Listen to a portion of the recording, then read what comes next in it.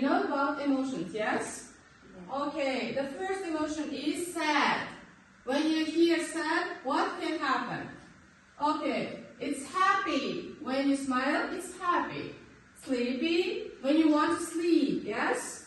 Hungry, when you want to eat something, you say, I'm hungry. So, bored, zerikkan, thirsty, whenever you want to drink, ichish xohlasangiz, glad, mamnun, and angry, whenever you got nervous. Qachonki jahlingiz chiqsangiz, siz angry bo'lasiz. Can you smile and be happy? Everyone. Happy. Smile. Okay, good. Excellent. So, what does it mean sleepy?